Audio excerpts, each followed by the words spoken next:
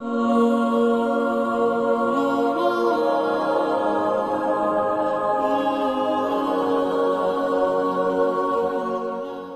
المقدس کا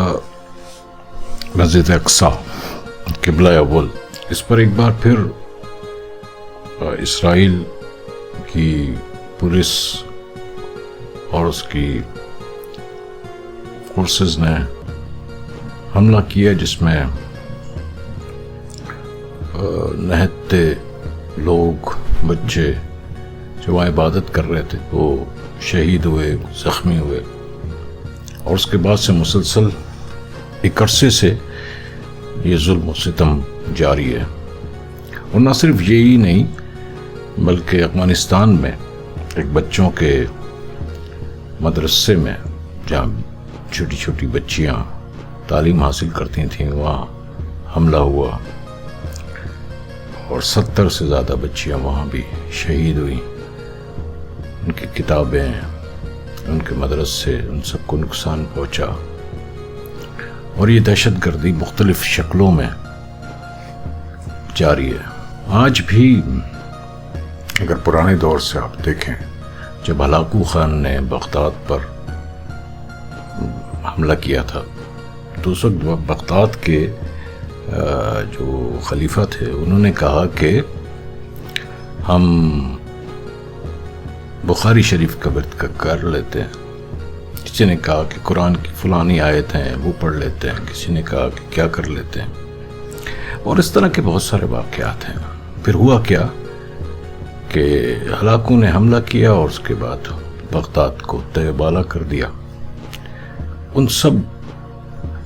علماؤں کو، ان سب بزرگوں کو، ان سب نیک لوگوں کو سر ان کے کاٹ کے سروں کے مینار بنائے،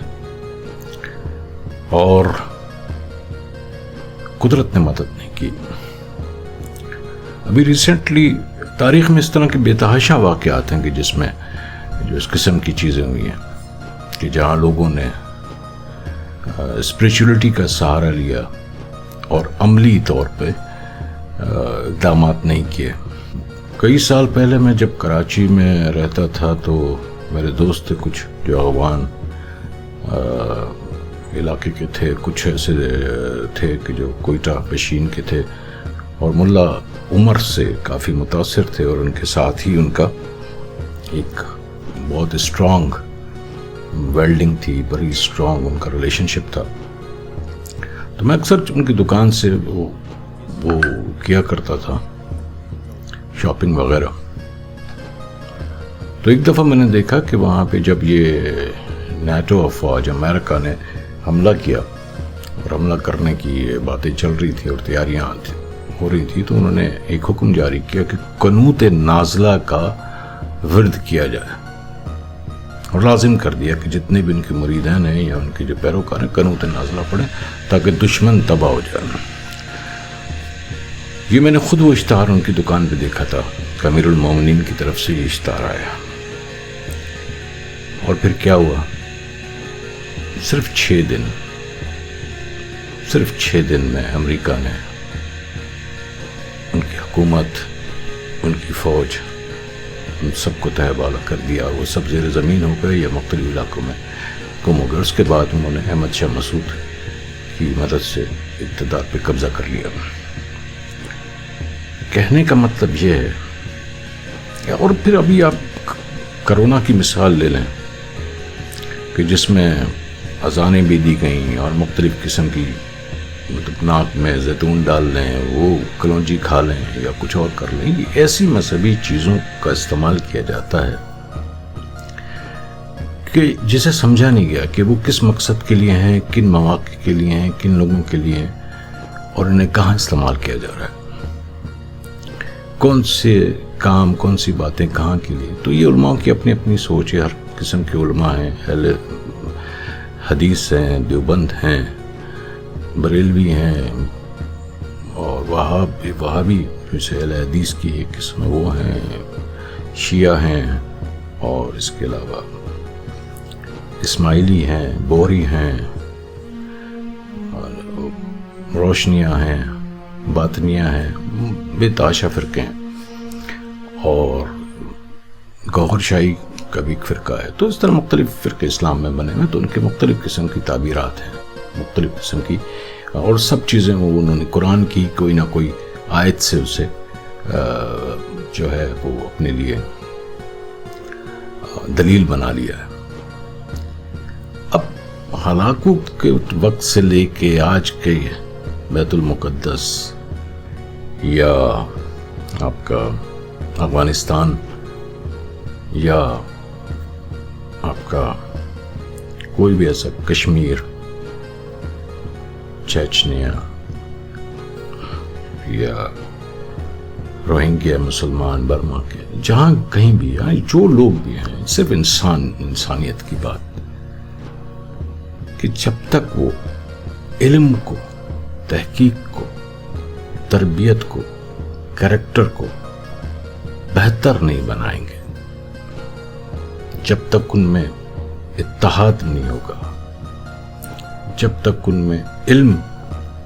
نہیں ہوگا, جب تک ان میں تحقیق نہیں ہوگی, جب تک وہ جہالت کے اور ان لوگوں کی باتوں سے باہر نہیں نکلیں گے جو سوائے خانقاہی کلچر کے اور اس قسم کے چیزوں کے اور کچھ مدد نہیں کرتے, وہ کبھی کامیاب نہیں ہو سکتے. ایک بات طے ہے کہ قدرت نے کچھ اصول بنا دیے ہیں, ان اصولوں پہ چل کر ہی آپ کو کامیابی ملے گی, نہیں تو ناممکن ہے چاہے کتنی دعائیں کر لیں آپ. خانہ کعبہ سے لے کے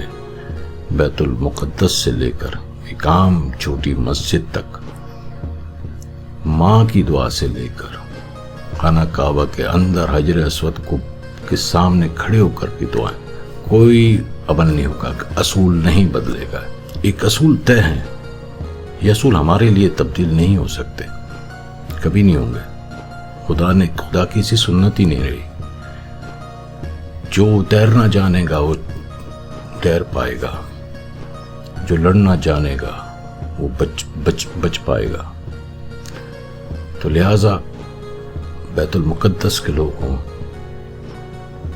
افغانستان کے لوگ ہوں, یا ہر وہ کمزور لوگ, ہر وہ محکوم لوگ, ان کے لیے یہی سبق ہے کہ تعلیم, تربیت, تحقیق, کردار سازی, اسی سے ترقی ممکن ہے, اسی سے حفاظت ممکن ہے, اور دوسرا کوئی حفاظت کرنے والا نہیں ہے, کوئی راہ نہیں ہے سوائے اس کے کہ جو اللہ نے ہمیں بتا دیے. اب بھی اگر ہم نہیں سمجھتے, اب بھی اگر ہم اپنے آپ کو مضبوط نہیں کرتے, اتحاد نہیں کرتے, اور علم کو حاصل نہیں کرتے, اپنے کردار کو بہتر نہیں کرتے,